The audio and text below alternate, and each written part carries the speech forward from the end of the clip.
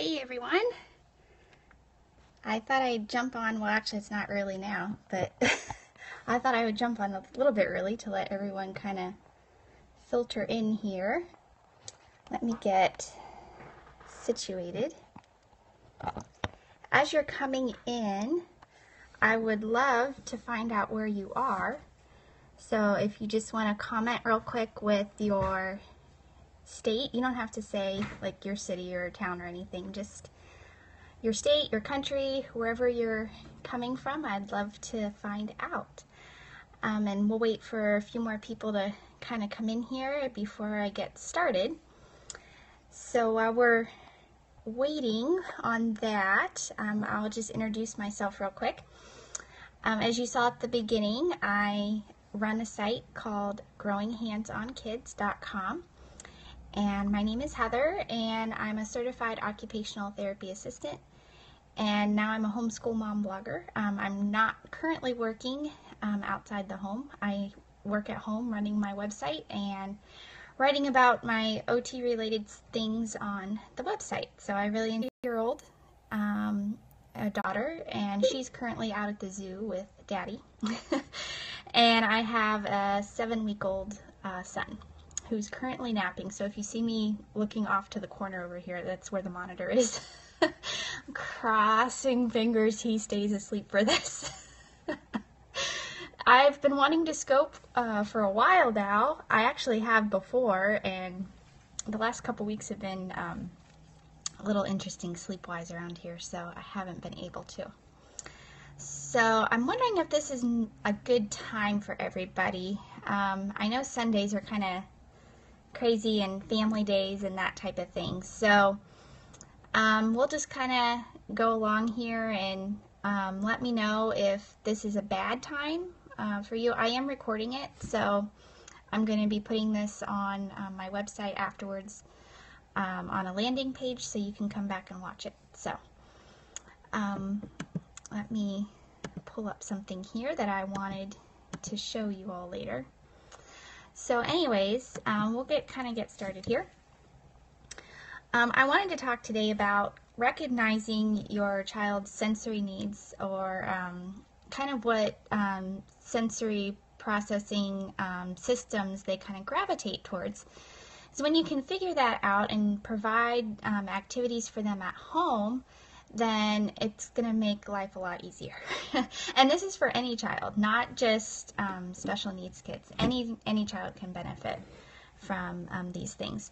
So I thought I would kind of share my observations on my kids so far and what we've done here at home to kind of help with their sensory needs. And then I have a little graphic that I wanted to show you too on a Facebook page that I follow. So my daughter, Ellie, who's 3, she's very much, and it has to do a lot with probably the age she is, but she's very vestibular oriented, proprioceptive oriented, and also oral. And if you're not familiar with vestibular or proprioceptive, vestibular has to do with movement and the inner ear. So it's based out of your inner ear. It's knowing when you're moving in space, if you're hanging upside down, if you're sideways, if you're any type of movement. That's your vestibular system. The proprioceptive system has to do with your joints. So when you think of deep pressure, hard, heavy work, that type of thing, that's proprioceptive input. So anything with your joints or your big muscles. So she's very much a runner, jumper, climber, any type of those big muscle movements. And a lot of that has to do with her age. She's a toddler. Toddlers, when they develop, they develop the big muscles first and then work their way out. So that you actually want that. You want the jumping and the crawling and all that type of movement, because when they build up those core muscles, then once they have those done, they can start moving out to the smaller muscles for fine motor skills. So it's actually a good thing. Now, channeling it into activities that are appropriate is probably a little more of the challenge that a lot of us have as parents. I know we're always I don't get after her as much as Daddy does about jumping on the couch, but she does like to jump on the couch and climb up the sides and that type of thing. So we actually purchased a mini trampoline for our house, and we live in an old farmhouse, so we don't have a lot of space, but I made space for it because I knew I would go crazy if we didn't get it. So we have a mini tramp for her, which she actually has not been using as much lately. She prefers climbing on the side of the couch. And it does depend on, what type of skills they're trying to work on. When she was really working on mastering jumping, she loved the trampoline. Now she's more into climbing. So she's been climbing up the sides of the couch. And we also got her an outside play set that has a little mini rock wall on it and stairs to climb up. So she climbs up that as well. So I think she's working more on the climbing part of her gross motor skills more so than jumping, since she's mastered that. And you'll probably find that, as you go along, they'll be focused on one certain skill, and as they master it, then they'll move on to something else, and everything you had planned goes out the window. But that's kids for you, right? So I also mentioned that she is focused on oral input a lot. And I actually was that way as a baby, or not a baby, but as a child too. My mom said I actually sucked on my thumb until I was about 6 or 7. I actually remember sucking on my thumb. I was pretty old. So it's interesting to see kind of how she gravitates towards the same things that I did when I was her age. And so we have, pulling some things out here to show you. This is one of the items. It's called a gummy gem, actually. And it's by Chewy Gem USA. And they're actually a sponsor on the site, so I wanted to give a quick shout out to them. We have one of their Chewy Gems, and she loves that. She carries that around with her. This is actually supposed to be a teething necklace, so I actually wear it. Oh yes, the sucking thumbs till 9, yeah. We thankfully, Lori just mentioned that her son, if you can't see the comment, that her son sucked his thumb till he was 9. We have not dealt with that with Ellie yet. I'm kind of honestly waiting for it. I've been trying to channel it into different things. She does bite her nails, and I did that too. So yeah, she's very much into biting her nails. So this is the necklace that I actually wear, and then it's technically for little baby brother that he can chew on, but since he's not quite there yet, I just let her play with it. And then she has her other 2 chewies with her today at the zoo, other therapeutic chewies that we have. And then we also have Chewy Gem.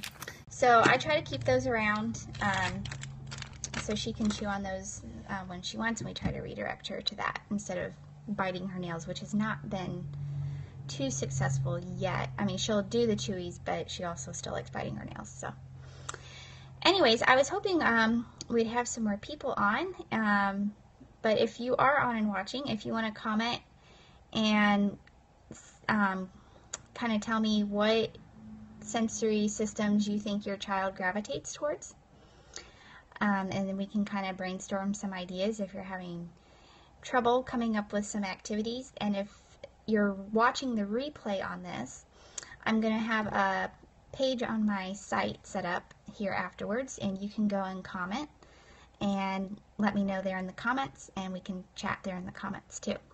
So even if you're not watching this live, you can still get a hold of me after the fact. So anyways, we'll kind of hang out here for a minute and see if anyone has any questions. And if not, then I will kind of get off here. Oh, I had the graphic I wanted to show you. So we'll do that. Let me pull it up here, and then I'll flip the camera around. This is from the page, Facebook page, Understanding Your Child's Sensory Signals. And I really like this page. I follow it a lot.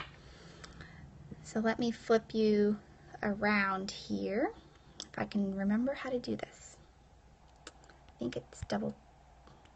Okay, so this graphic, when I saw it, I was like, yes, this is totally it. So as you can see down here at the bottom, and I want to give a shout out here to the website, asensorylife.com. So you want to head over there, and you'll want to head to the Facebook page, Understanding Your Child's Sensory Signals. That's where this is from. So as you can see down at the bottom, your vestibular and proprioceptive and tactile systems are the roots. And at the top it says, feed the roots, not the leaves. So whenever you're having trouble with a child that's not focusing, or you just need to calm them down, or whatever the issue may be, even if they're special needs or not, just any child, you want to hit these three things at the bottom first: the vestibular, proprioception, and tactile systems. Those are the three big ones. And then everything else kind of falls into place once you feed the roots. I'll try and get my finger here. So I just thought that this was a really neat graphic that kind of summed everything up really well. And if you'll notice, notice where academics is. Way up there at the top. So that means sensory system is pretty important for academics, and it's a shame that the people who are in charge of education don't always see that. So yeah, you'll notice here academics is way at the top. So you want to feed all these other things here first before you even try any of the others. So I just really liked that graphic, and I thought it summed up the sensory systems really well. Well, since it looks like nobody has any questions, well, I'm gonna jet off here, and it looks like little one might be stirring, so we'll see. Maybe I can get a little bit more done here before he wakes up. But anyways, so if you want to contact me, I'll kind of give out my information here so you can get a hold of me. My site is growinghandsonkids.com. I'm also on Facebook under the same name, growinghandsonkids.com. Still getting used to the new name. I recently rebranded, so anyways, so join me over there. On Sundays, I have a Sensory Sunday theme on my Facebook page. So I share anything and everything sensory related to information, to activities. So you want to head over there and like my page and keep up with that. And I also try to share some things on Twitter when I can. So you want to search the hashtag Sensory Sunday to keep up with that. And trying to think what else here. I'm going to put a page on my site with this video and all the links. And there's the baby. Let me turn the volume off here real quick. Okay. I'm going to put a page on my site with links to things I've talked about and shared here, so you can go find that. And I'd love to get a comment from you, so let me know in the comments on the page once I get it up, and I'll try to share it here as I can. So I'm going to try and do a Sensory Sunday scope every Sunday. We'll see how it goes. So I will let you know when the next one is. Let me know if there's a better time that you guys would like. I will try to work it in with the baby and all that stuff. So anyways, it was good talking to you all today. Hope you have a great Sunday and a great weekend. And I will talk to you all later.